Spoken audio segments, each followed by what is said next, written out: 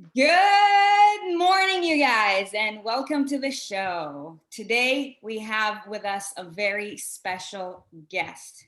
Mike Siroc is the CEO of People Building Inc. and the powerhouse behind the What Are You Made Of movement. He's a coach, author, speaker, visionary, thought leader who's been featured by Yahoo Finance as one of the top business leaders to follow in 2020. He's consumed with the passion to help people break free from complacency and to propel untapped levels of success. He has a fierce desire to compel people to see the greatness inside themselves using past life events to fuel their life. Today, we're going to be talking about how to overcome any adversity, how to tap into new levels of success, and his new book, Rocket Fuel. So, Siroc, welcome. What's up, Sarit? How you doing? Great. Good How to are see you and you? Erin today. Fired Great. up, ready to go. As early as it is, I got my espresso because it's espresso with you, isn't it?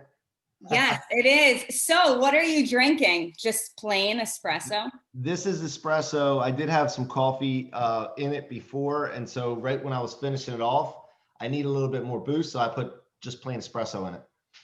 I love it. I love it. We're coffee drinkers out this morning. Turns out like half y'all don't even drink coffee. I love it. But hey, so today's the day after Thanksgiving, and shame on us if we don't talk a little bit about that. But like what does your family do for Thanksgiving? What did you do yesterday? Well, in the morning I worked out. I made sure I got a good workout in. I lifted some weights, got a good pump, and then also did about 5,000 meters on the rower. And just made sure that I put my work in ahead of time so that mentally I was prepared for Thanksgiving dinner. And we had some people over, just a few family members, and just hung out, ate, and socialized. And then my favorite thing afterwards, though, is to sit down with my wife after we've cleaned up and she's worn out. And we actually sat there and watched some Jersey Shore. So that's one of my favorite shows. What? I know it's stupid, I know, but it's just one of my things because I grew up there and I used to go to the Jersey Shore, and I think there's some kind of thing about that that reminds me of being younger and all. So Okay, so this leads me to a complete side question, and now it all makes sense because Rock would be like a name that like a Jersey Shore dude would give one another. And like I was always trying to put it together. I'm like, everybody calls you Rock, because I lived in the Jersey Shore for quite some time too. But where in Jersey did you live? well, I didn't live there. I used to go there because I'm from Maryland and outside of Philadelphia, Pennsylvania, and the Jersey Shore is a place where you go in the summertime, right? So there, and in Ocean City, Maryland, where I live now, is the places that we would go. But when I was out of college, I met some people from Jersey and New York, and we would meet there. We'd get a shore house, and then we'd go and hang out and party, and it was great times. You remind, I bet it's either Belmar or Point Pleasant. Yep, that's part of it. And Manasquan and Brick and shoot, I can't even remember the other ones. But yeah, that's the areas. Yep, Seaside Heights. Oh my gosh. Well, hey, for all of y'all who haven't been to Jersey yet, I guess this is a reminder to book a trip to Jersey when things open up.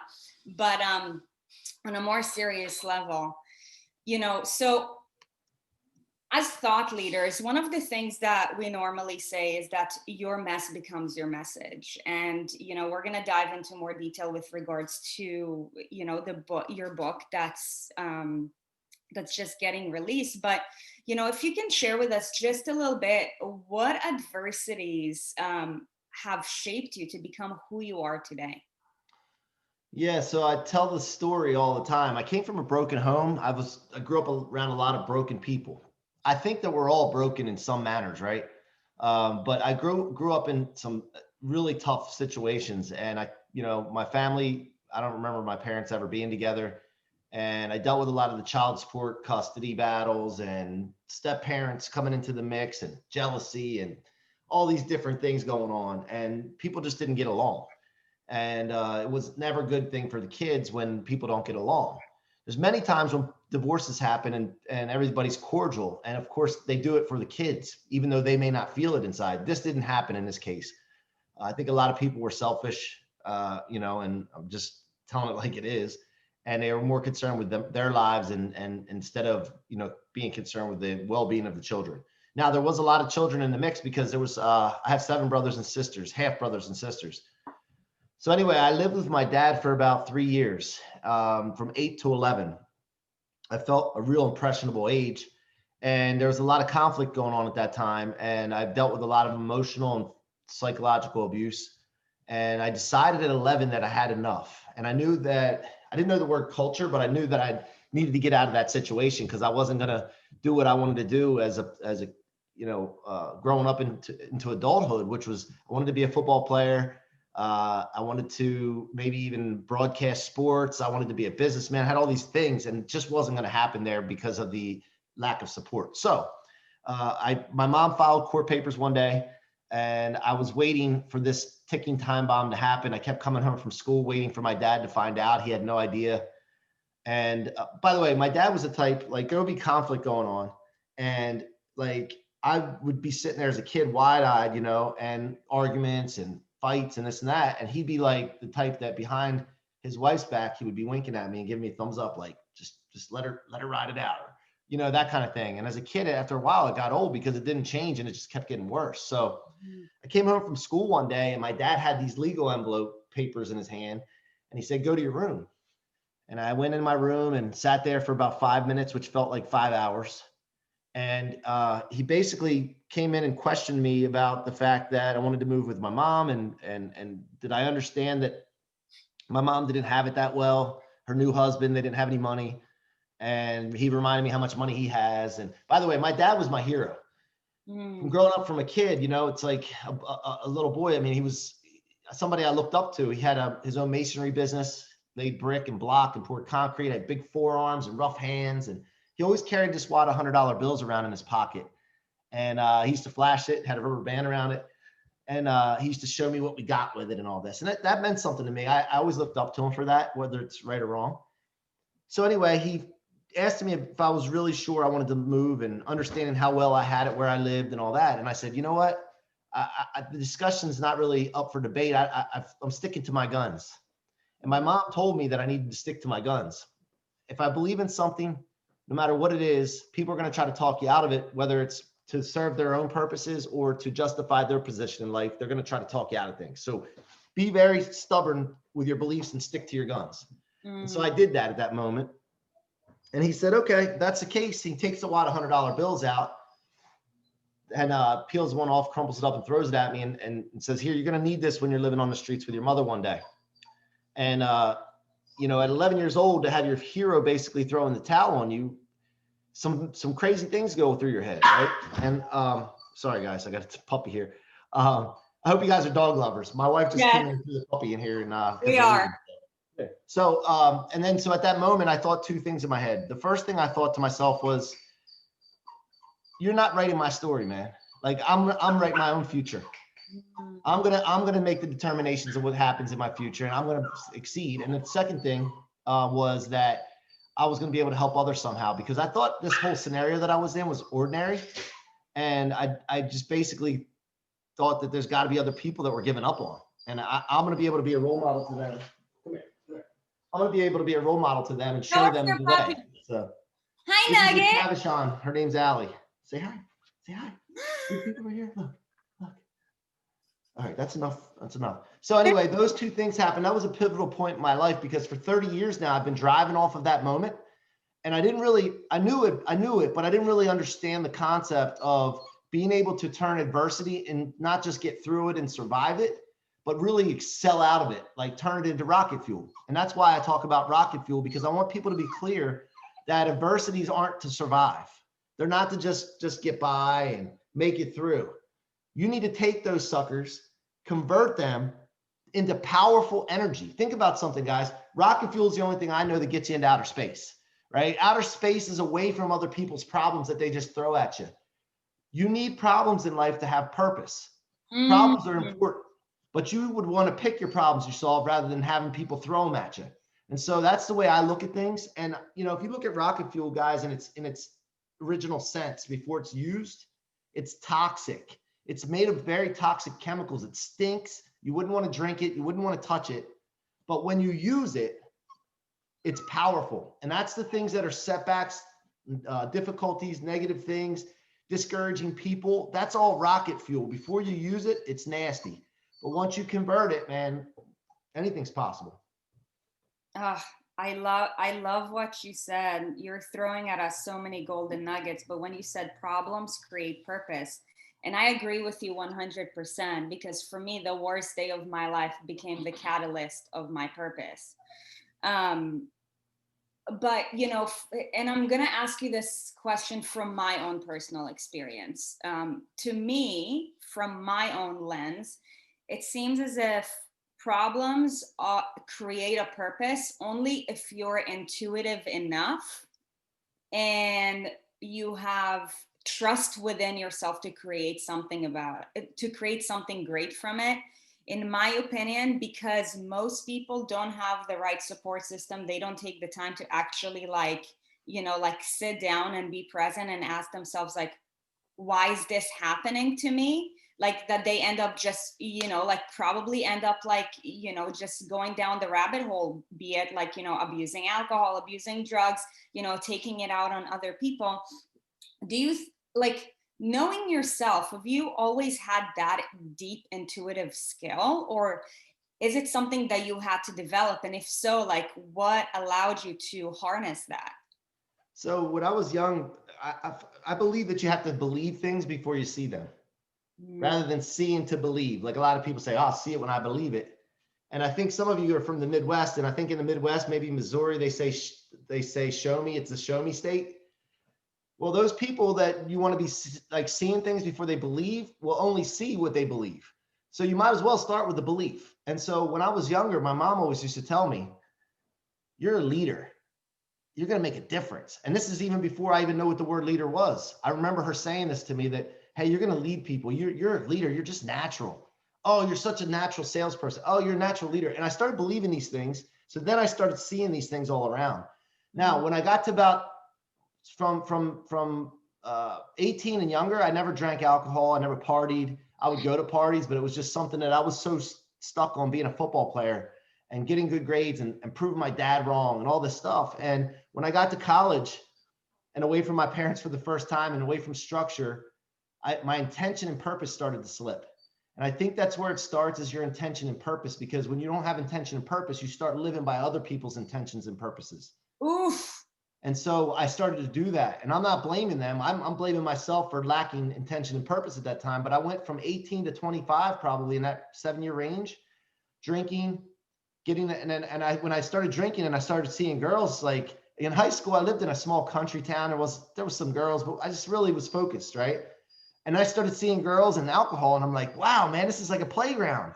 And I just lost it. And I went down that road, and then, everybody knows once you start drinking alcohol for a while, then that wears off. That's not good enough. And then marijuana comes in and other drugs come in, and it all wears off because it's such a short pleasure burst.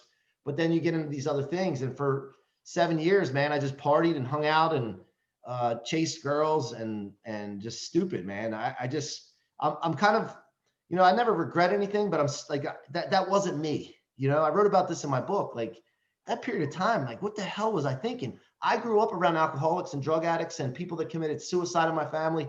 I grew up around all that. I already knew that. I knew that wasn't the right thing to do. But still, no matter how well you know right from wrong, if your intentions and your purposes are not clear, you will go down the wrong road because you will use somebody's intentions and purposes. And it just doesn't have to be your own. So luckily, my wife, Jen, who we've been on summits or whatever together, interviews together, she came into my life when I was about 25. And at that time, my intentions and purposes came clear again because I saw her and I wanted to marry her. And then everything from there led to going towards that direction. So then what happens, you remove all the obstacles to get to your intentions and purposes. And if your intentions and purposes are bad, or if they're from someone else, you're going to remove all the obstacles to keep you from going to those things, even though they're bad, which a lot of times you're removing good obstacles. So that's something that I really never talked about much until I wrote in my book recently, because I was kind of embarrassed by it. And not a lot of people know that I was, drinking all the time and partying and smoking weed, all that. I mean, that's not something I'm proud of. And only my close friends really knew that. And I probably had a problem that I probably should have got help about, but I cleared it up, thank God, with my wife coming into my life. So I love that. To those of you guys listening, I bet that what Mike just said was extremely powerful, because Mike, one of the things that we say a lot of the times, to our audience, and our people, is that, because we are in the weight loss space, but for those of you guys who are in our community, it's like, what to do. Like, that broccoli is better than eating like pizza, but like, when you have an intention and a purpose, it's really easy to do the right thing. Like, you guys coming to our community, like, the broccoli is better, but like, why are you eating the pizza? And that's what drew you to the community, and that's why you're doing so much better right now. And Mike, one of the things that we say is that nutrition is not really your problem. It's a manifestation of a deeper problem that you haven't resolved before. 100%. And the same thing goes, like, to your story. And it's just and this is why I love these conversations, because you can always relate to somebody, but you can also learn. But I know that you're such a powerful educator. And honestly, for the sake of their benefit, what I'd like to do with you today is, if maybe we can go about like sharing, like, kind of like your blueprint formula for success. So yeah, sure. 2020 has been like a crazy year. Both you and I know it. And of course, I mean, nobody could escape from some of the things that happened. But, before we get into more deeper questions, just want to put it out there, so that everybody will have the same expectation. Do you believe, from your own life experience and all the studies that you've done and how you've helped people, that people have an equal opportunity to create success for themselves? Hey, that's enough. Hey, yeah, I think so. That it depends on, oh my goodness. I'm so sorry. Hold on, let me put her outside. It's authentic. Fran, you love the dog so much, you're like, I'm gonna show my face to the dog.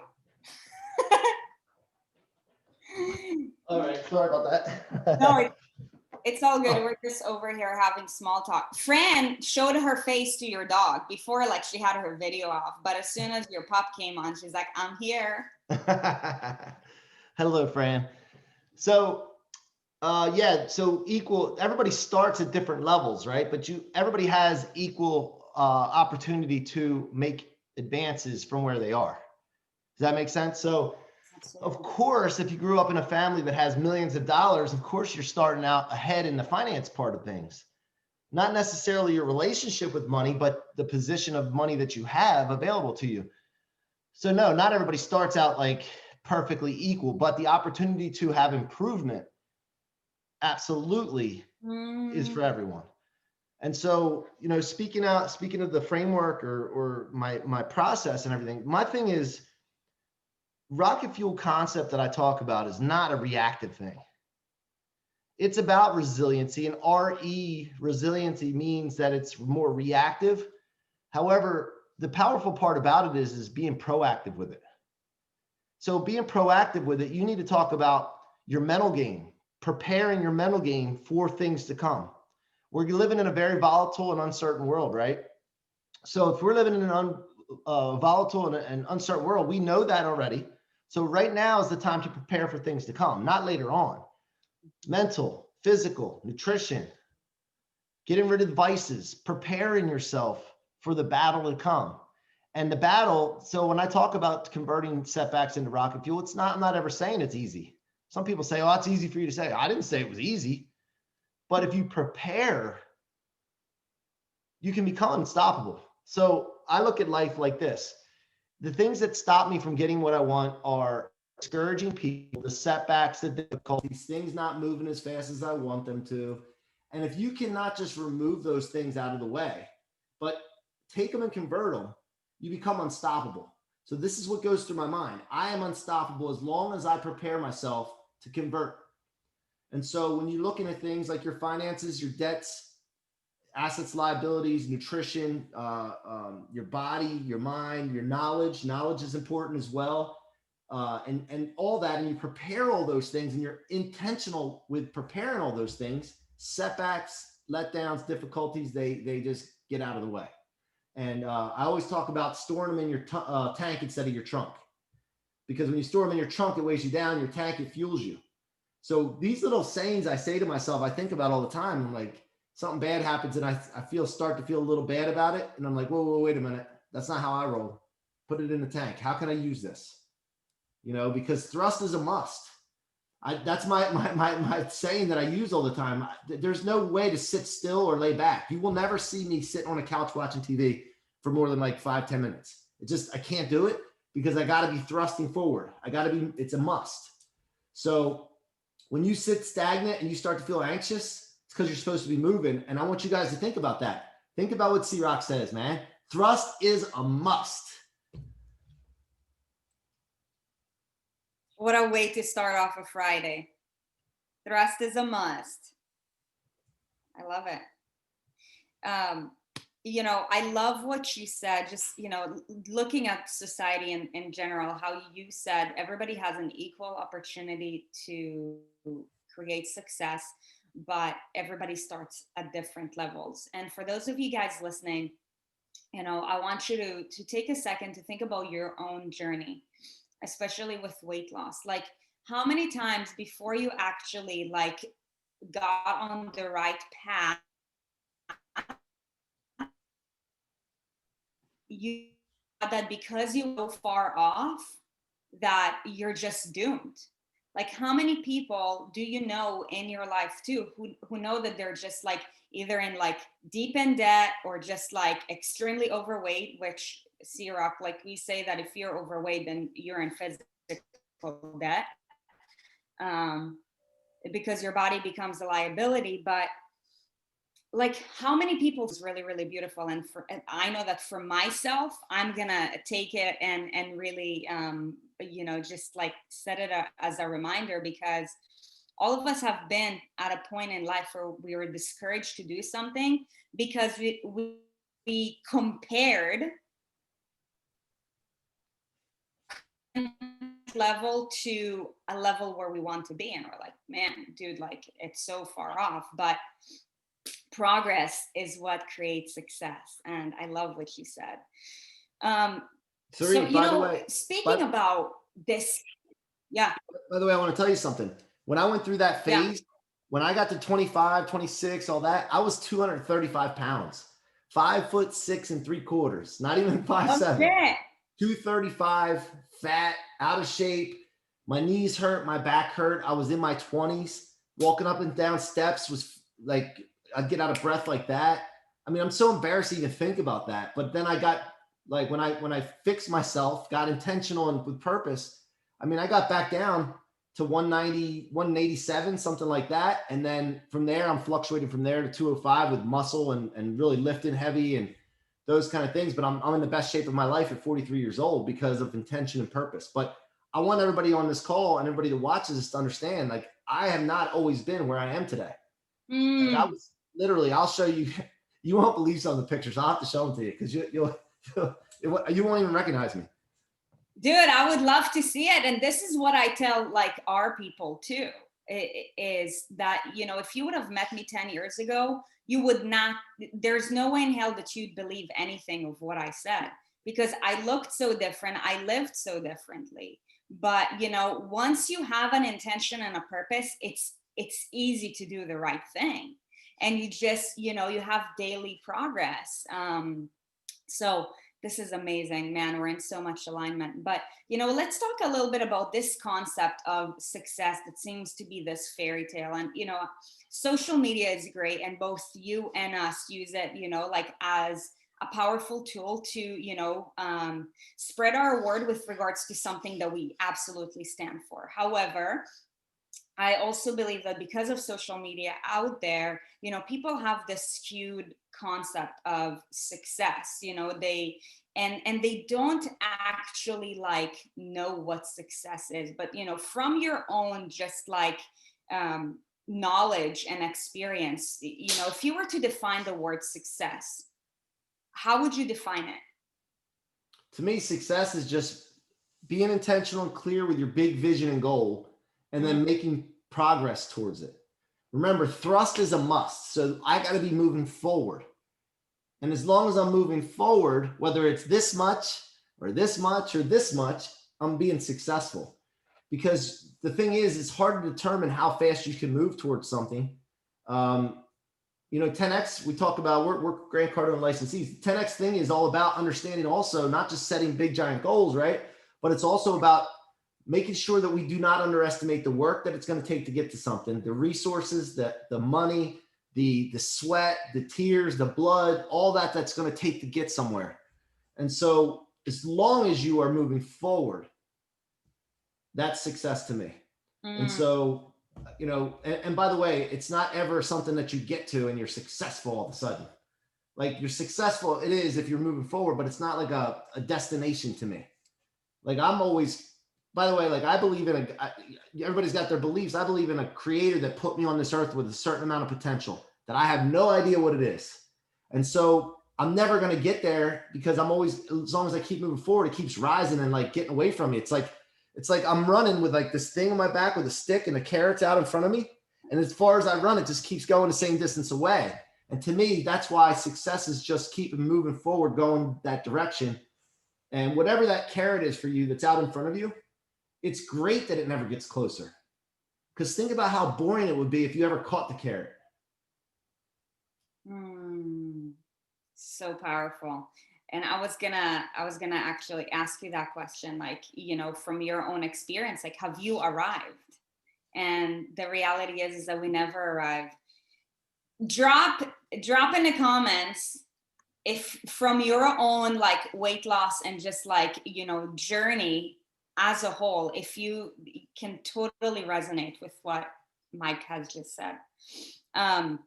So let me ask you this. So you work with a lot of clients, and you help them to become more successful financially. So do you have a system that you coach your clients through to help them perform better? And if so, can you share with us kind of like a quick 101 of what that looks like?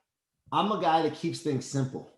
So first of all, I always try to put myself in their position and then see, okay, what would I do in this situation? What solutions could I offer? Because I don't necessarily look at the problem and then dwell on the problem. I look at, okay, identify the problem. Okay, what's the solution? There's got to be a solution. You always have to think there's a solution, because if you don't, then you're not going to find it. So remember, believe before you see. And so that's what I do. And then first of all, I find out what they really want. Because if my client doesn't know what they want, then I can't help them. So first we have to help identify what they want in life. What is their ideal picture? What do they want to be like? What do they want to like appear like? What do they want to feel like? Who do they want around them? All the things that we go through when we're talking about setting our intentions and our goals and making sure that it's unlimited. I got to paint the picture clearly to people that make sure they understand that there is nothing that's impossible. There really isn't. It just hasn't happened yet. If you think it's impossible, it just hasn't happened yet. So you got to start there. And I got to make sure they really understand that. Once I have a picture of what they want and they're clear on it, then we can make progress from there. And then we just make sure that every thought, word, action goes towards that ideal life rather than away from it. So if we just break it down and make it real simple, same thing with nutrition. If you don't prepare your meals, you're not going towards where you want to go. You're going away from it. So do you really want to go there? If you're not eating the right things that are taking you towards your ideal health and body and whatever your performance or whatever you want, it's taking you away from it. So I think simplifying things instead of complicating them makes it a lot easier. And that's helped me with my clients. And the only time we ever have problems is when we're not clear on something that we want and then we complicate things. I agree. Or we don't even know what we want, which goes in alignment with you saying it's not clear. Because somebody else will choose for you if you don't choose yourself. Yes. So the worst decision you can make is not making a decision at all. And Erin and I were sharing it on, I think on a previous episode, I think it was like on Wednesday or something, but okay. Can you, from your own experience, having coached your clients, do you help them to develop specific traits to help them to become more successful? And if so, what are those traits? Yeah, so people have traits already, right? So what I like to do is I like to take the strong traits and throw rocket fuel on them. And then any traits that they're weak in, we see if it's something that they're weak in and they understand that they're weak in it and they want to work on it. Because a lot of people that are weak in certain areas are weak in those areas because they don't want to work on it. So you got to figure out, okay, is it a weakness that you have that you want to work on? And then we can definitely develop that. But if it's a weakness that you don't want to, and it's weak because you're not interested in it, then let's just work on the ones you are interested in. And let's take your strengths and let's take them to outer space. Like, let's really get like crazy with them. And that's what it's all about for me. People have to want to do something. Yeah. Where you're going to be running in circles as a coach or a mentor or a consultant. Absolutely. And, you know, from my own coaching experience too, like, you know, what I tell people is, you know, like, you have to be ready to unleash the beast. So like, you start with what you're ready for, and whatever you're not ready for, like, let's not even focus on it, because then you're going to resist it, and what you resist persists. So I love that you do that. That's awesome. Then you get discouraged, your confidence level goes down, and it stems simply from working on the wrong things and focusing on the wrong things. And, you know, I do a lot of self-talk too, by the way. Like, the What Are You Made Of movement and podcast that I have is all about the self-talk. Like, I talk to myself, like, I go to the gym. If I'm going to go to the gym and work out, I'm not just going to walk in the gym and talk to people and pick something up and put it down.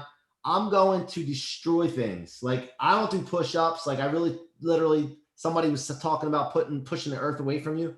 I literally feel and act and think and talk to myself like I'm pushing the earth away from me. That's how I think. And if I'm going to do anything, I'm going to go hard at it and just absolutely destroy it and leave everything in there every single time. So, but it comes from talking to myself. I'm an animal. I'm a beast. Watch what I do. Look out. If I'm going to do squats, I got to talk to myself. Man, listen, this weight is not going to stand a chance. Like, I'm going to blow this thing up. And people think I'm crazy, but I advance because of it. And they can, like, if you're worried about what people think, by the way, that's something you got to get rid of right away. Because I don't care. Like, I'll go to the gym and talk to myself out loud, and people think I'm crazy. But then they wonder why I'm making such gains and such strengths and see the success that I have. So they'll discount all that stuff, but then they'll say, oh, he's just lucky, or, oh, everything he touches turns to gold. But it's just because I'm putting the effort in and doing the right things. I love it. It's so powerful. And what you're saying is absolutely true. It's like, Erin and I used to compete back in the day too. And when you are also doing like fitness for performance on a higher level, it's like, if your mindset is not strong, like, you have to predict that you're going to lift the weight before you actually do it. Believe if you don't have confidence, see. Yes, if you don't have confidence walking to that weight, there's no way in hell you're going to lift it. No way in hell, no chance. And that's why it's like, when I train people too, I just look at how they're looking at the weight. And if they look discouraged or scared, I'm like, don't walk up to it. You're not ready. And then we give them like a quick pep talk, and when you're ready, attack it. Hey, can we also stop talking about like I want to work out and I want to lift weights and I want to eat right because I want to be healthy. And that's the only reason. Like, I don't really care about what I look like. Bullshit. Hey, let's go for what we want to look like. Let's stop all the bullshit, man. Because to me, you might as well, like, if you see a certain body frame that you want to look like, even if you're never going to get there, what's wrong with going after it? Like, put that picture up on your wall so you see it every day. That hot lady that you want to be. That stud that you want to be. Who cares? Like, I get tired of that bullshit where people say, man, I'm just doing it for health and I don't really care what I look like. Or, ladies, you shouldn't really worry about what you look like. Bullshit, man. Go for it. I really disagree with that. I'm not worried about what other people think, though. So if you're doing it for what other people think, it should be for what you want to be. Absolutely. I might be wrong with that, but that's just me. No, and you know what too? Like, how many of you guys, I talked to you about having a six-pack, and one of the very first things that you said to me is like, it's not that I want blah blah blah, and I'm like, watch your language. And you know, something that we do a lot too is we help our community be very careful with the words that they choose, because if you say don't and then you follow it by something, that means that you actually do, and you're just not like, you don't believe in yourself. It's a limiting belief. So like tackling limiting beliefs and turning it into affirmations is something really powerful. Can you guys drop in the comments like one of your affirmations below? And I know that all y'all want a six pack, and that's why you're in this house. Nobody wakes up at 6 a.m. to listen to us talk. Remember your brains will try to comprehend what's going on. Yeah. So when you say, I don't really want this, like that's just letting yourself off the hook. Yeah. Like, that's, you know, here's the thing. Like if you say, well, yeah, I don't really want to, like, I'm not really worried about what I look like. I want to be healthy. Well, then you're just saying, well, if it doesn't turn out the way it should turn out, if I stick to it, then I have a reason and an excuse. Your brain does that to you. Yes. Your reactive mind tries to tell you that everything's all right and justifies everything. It's like an idiot. It just does that. And you got to be understanding of that. And it may sound corny, and people say it all the time, and it just goes in one ear and out the other. But really, it works. It really works. Like I was like a year ago, I said, I'm going to be, no, it was probably a year and a half ago. I said, I'm going to be a thought leader. I started telling people I'm going to be a thought leader because I have this rocket fuel concept and it's going to work. And I had no idea, guys, how I was going to do it.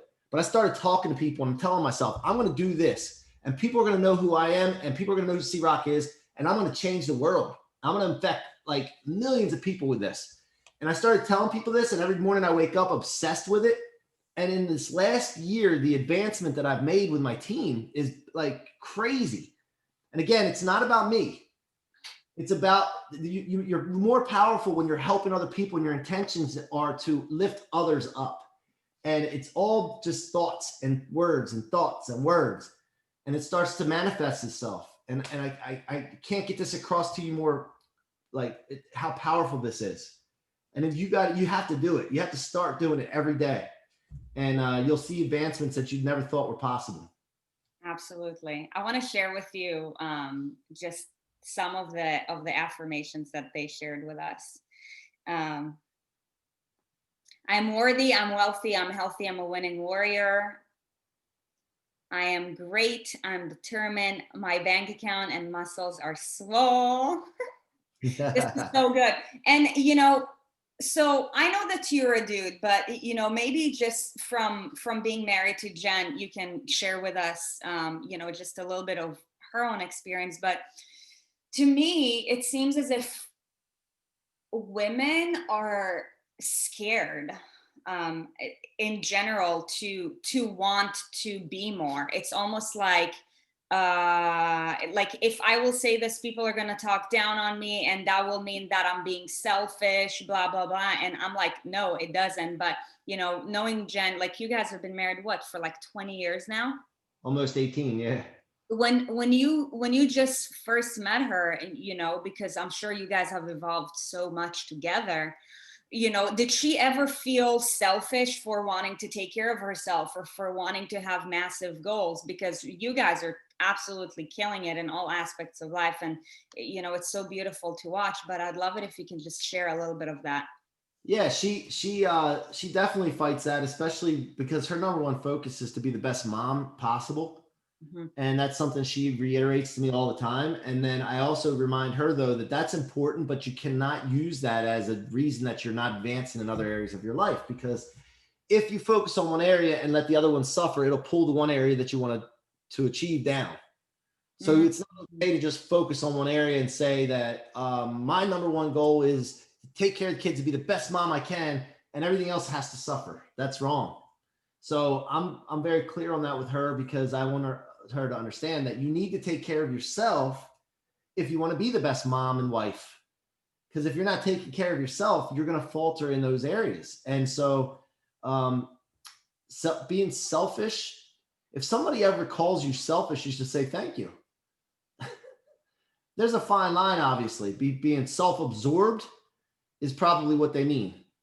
Selfish is yourself first and then others. And there's nothing wrong with that, because you got to take care of yourself or you're not going to be able to be the best for other people. But Amen. being self-absorbed, totally different story. Oh, this is so powerful. I love it. Okay, so if you were to put a formula to success, like something plus something equals success, what would those elements be? Well, like I said before, unlimited vision and goals, Okay. commitment, and believing that they can happen. And then from there, you're taking action, like unbelievable obsessive action towards it. And Mm, not just, I always say removing all obstacles, but really what I mean by that is converting all obstacles into fuel you to where you want to go. It's simple. It's guys, there's no shiny bells or whistles. Everybody's looking for that shiny bell or whistle. I promise you that there's none. The thing is, it's simple. Just stick to the basics, the fundamentals. And then what happens, you guys, the shiny bells and whistles, by the way, are all the fundamentals that are reframed by someone for their own content. mm, So like the stuff that I'm talking about with proactive resiliency and rocket fuel concept, somebody's talked about that stuff before. I mean, Tim Story's the comeback coach, right? I'm sure that has something to do with turning all your adversities into something to fuel you forward, but he doesn't frame it the way I do. So all of it is fundamentals, the basic, simple fundamentals. We're all seeing all this stuff out there, this razzle dazzle, shiny bells and whistle stuff. And we think that we're always searching for that when it's really just go back to the simple basics. I love it. Three simple elements: intentional vision and goals, commitment, and action. I love it. I love it. Let's talk about commitment a little bit. Okay, because in any area of life, I think that most people think that, okay, if I'm committed today, then it's just going to show up at my doorstep, when in fact commitment is a process where, like, when you wake up each and every day, like, you have to recommit. Like, you have to recommit to your wife, you have to recommit to your diet, you have to recommit to your team, to yourself, to your vision and goals. Can you just like share with us from your own personal journey, like, the importance of commitment, and like, how should you really approach commitment in order to get the most out of, like, that entire success formula?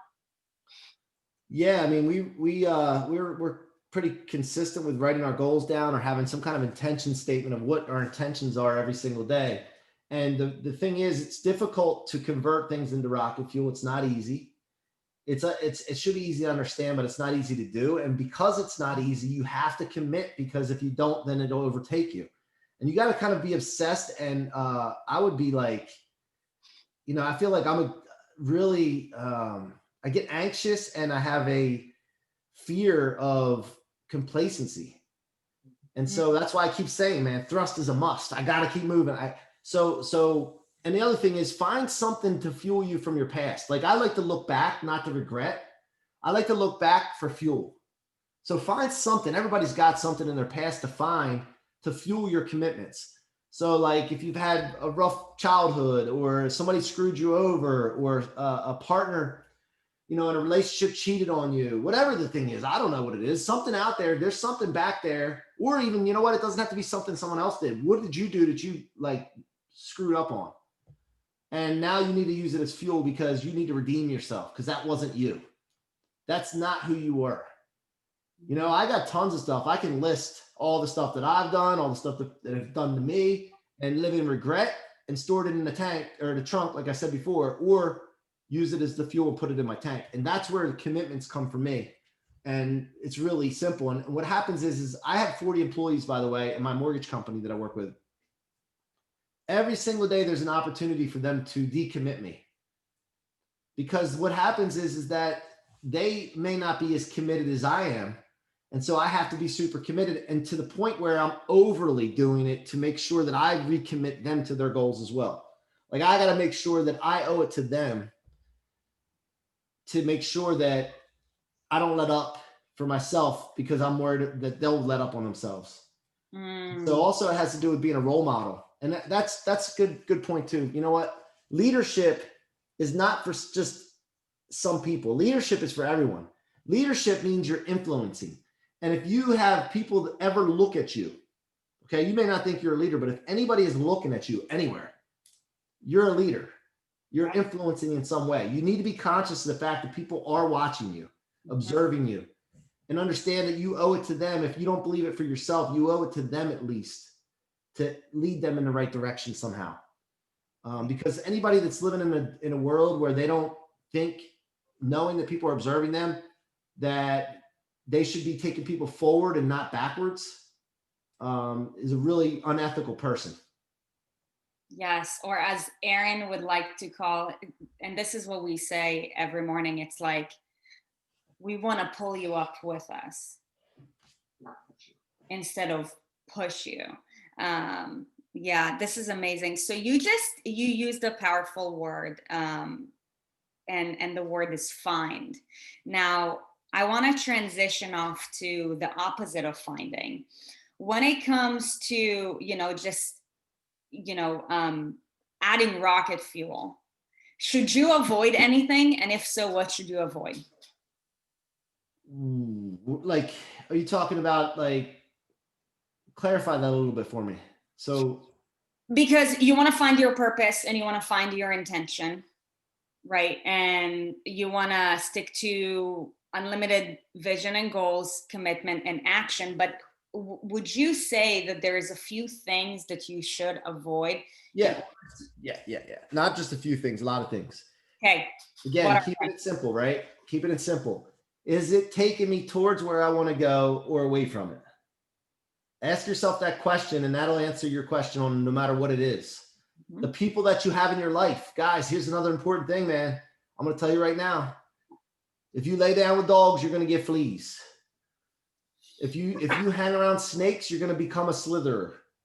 Slither. I think that's the word. But the fact of the matter is, if you want to be a champion, hang around champions.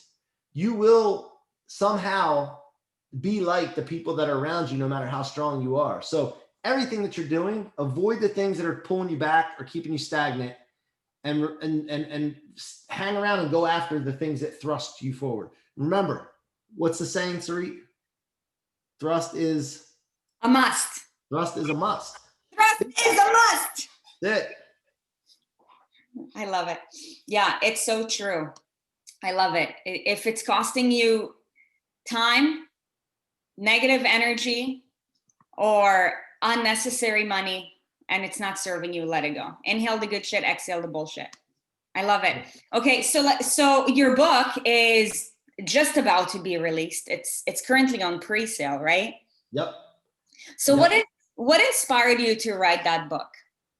I think what happens to me is I started to want to be a thought leader and a speaker. Something was telling me, like, you got to get this message out. It kept coming to me, and I'm like, oh, I got to do this. And so I decided to journal a lot. And when I journal a lot, I'm like, well, if I'm going to journal, I got to do something with this stuff. And then I saw other people writing books, and I'm like, shit, if they could do it, I know I can do it. Even if I didn't think, by the way, like, I didn't really necessarily think I could, I just started saying that to myself. And I'm like, if they can do it, I know I can do it.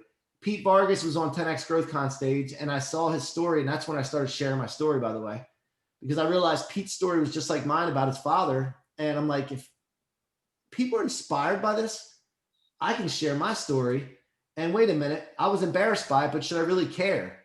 And do people really care? And am I underestimating the power of my story to inspire millions of people?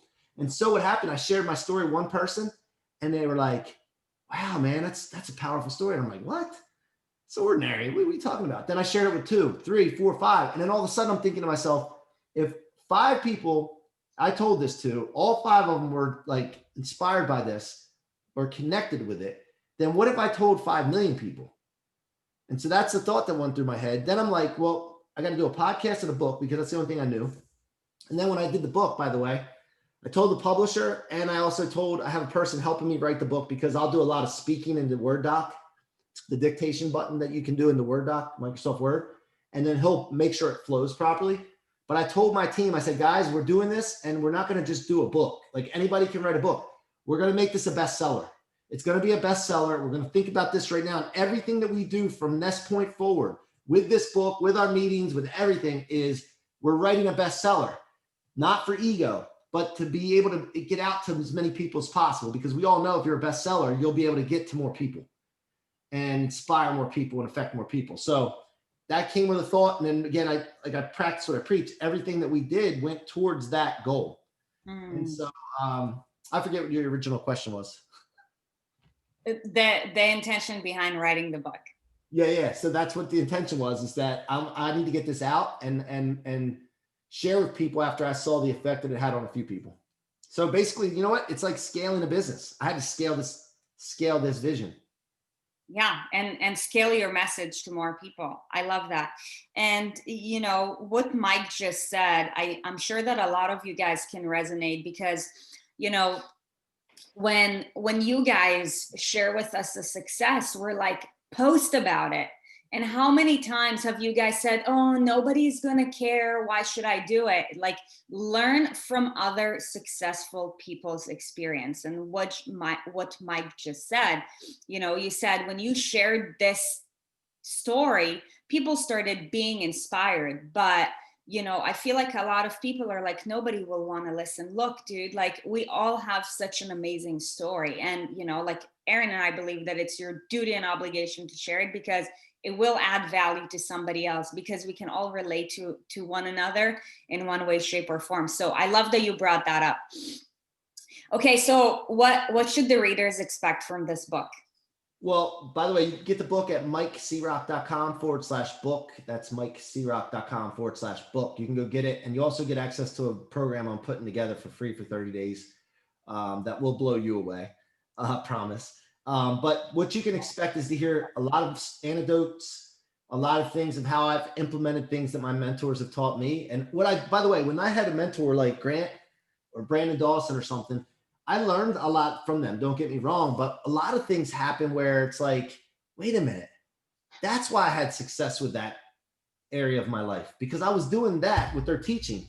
And now that I'm aware of it, now I can just blow it up, like throw rocket fuel on it. So I tell a lot of those kind of stories. And by the way, when I started to think about writing this, like, I got connected with Grant Cardone, and I'm like, what if he was able to write the foreword for my book?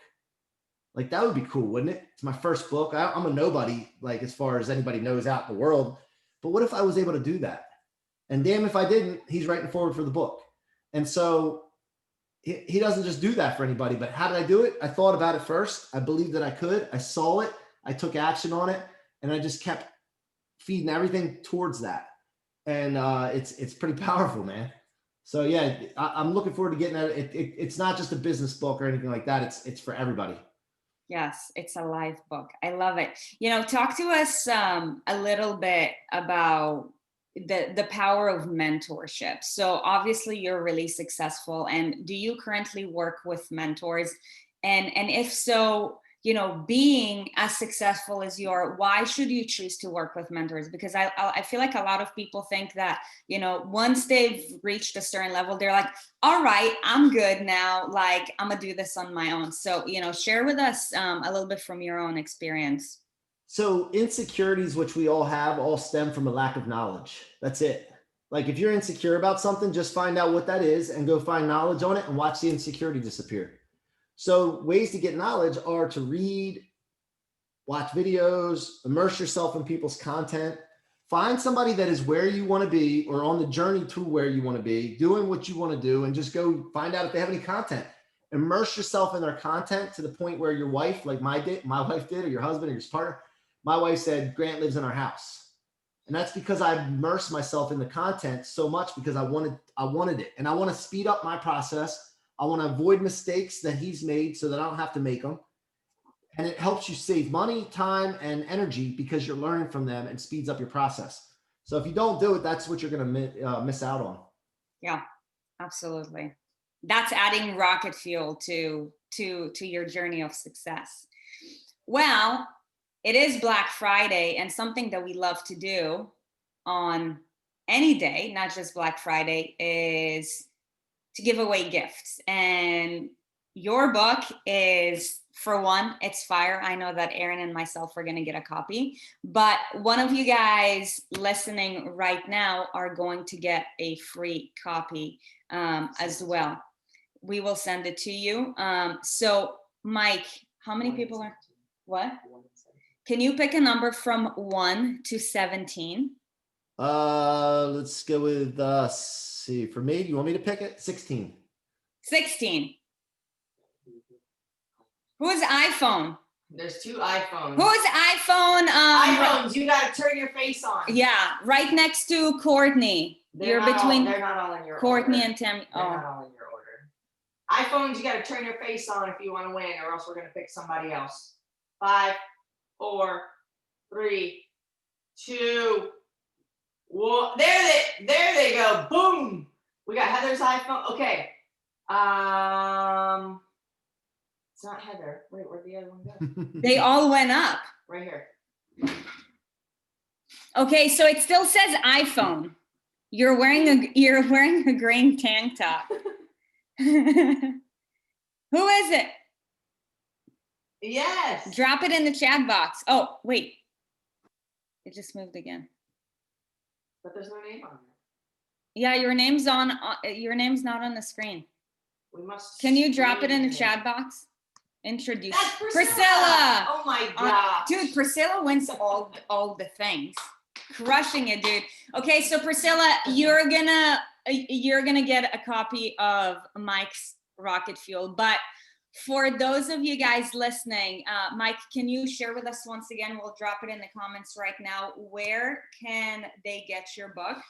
Mike Siroc with no K, CROC. MikeSiroc.com/book. /book. And by the way, also Instagram, follow me on Instagram because I like to engage with people on there. If you have any questions or anything about Rocket Fuel or any of that kind of stuff, just hit me up.